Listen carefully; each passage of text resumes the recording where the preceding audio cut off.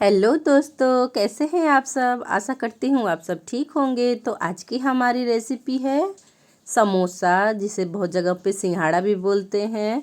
तो बारिश का मौसम आ गया है और इसमें तो समोसे, चाट, पकोड़े खाना तो बनता है। तो यहाँ हमने बहुत सारे समोसे बनाकर तैयार किए हैं। तो चलिए चलते हम इसे बनाने की तरफ।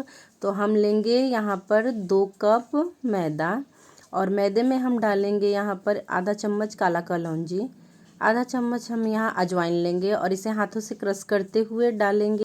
1 चम्मच हम नमक का प्रयोग करेंगे और मैदे में थोड़ा सा गड्ढा बनाते हुए हम यहाँ पर रिफाइंड ऑयल का प्रयोग करेंगे।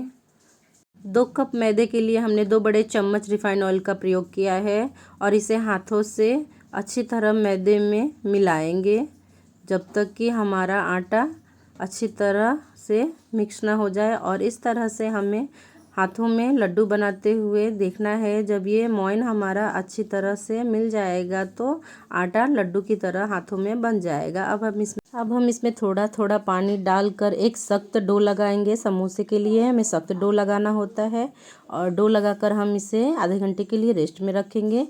तब तक हम यहाँ पर आलूओं को छील लेते हैं। आलू को हमने पहले से ही बॉईल करके रखा है। तो यहाँ हमने मीडियम साइज़ के 6 आलूओं को बॉईल कर लिया है। अब हम इसे मैशर की सहायता से मैश करेंगे।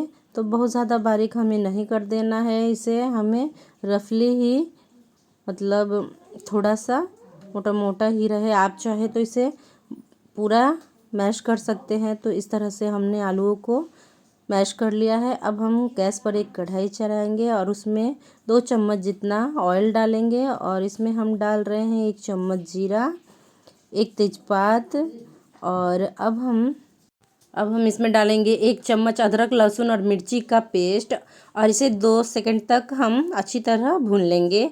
उसके बाद हम घर के बेसिक से मसाले यहाँ डालेंगे। तो 1 चम्मच हल्दी पाउडर, 1 चम्मच हम यहाँ पर डालेंगे लाल मिर्च पाउडर, 1 चम्मच यहाँ हमने डाला जीरा मिर्च पाउडर और 1 चम्मच हम भर के डालेंगे गरम मसाला। और धीमी आंच पर इन मसालों को अच्छी तरह से हम भून लेंगे।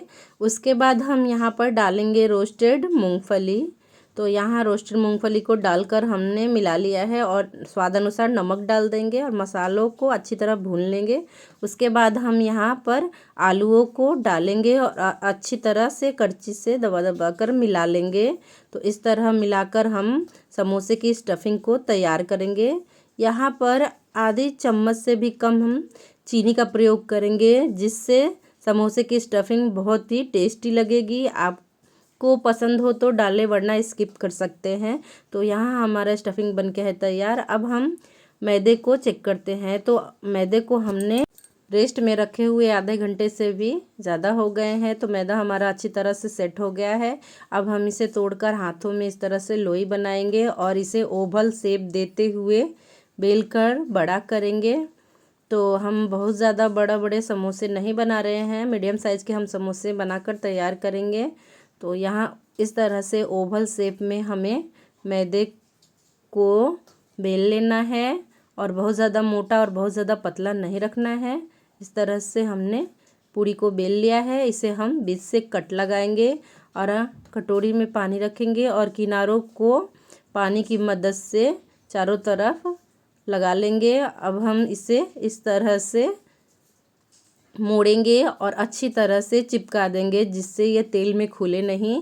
अब हम यहाँ पर आलूओं की स्टफिंग को अच्छी तरह से भर लेंगे। अब इस तरह से हमें हाथों से किनारों को दबा के चिपका लेना है, जिससे ये बहुत ही अच्छी तरह चिपक जाएंगे और हमारा समोसा भर गया है। अब हम दूसरे समोसे को भी भर के आपको दिखाते हैं। तो इस तरह पहले चारों तरफ हमें किनारों को भर लेना है। आप आलू की स्टफिंग पहले भी डाल सकते हैं, लेकिन आपको थोड़ा दिक्कत आएगी तो पहले मेथड से ही आप समोसों को भरें।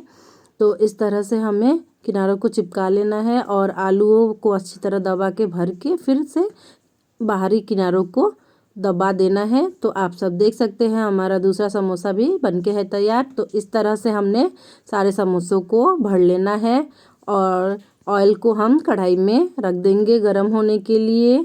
तो ऑयल हमारा मीडियम गरम होना चाहिए, बहुत ज़्यादा गरम नहीं होना चाहिए और इसे हम धीमी आंच पर ही तलेंगे।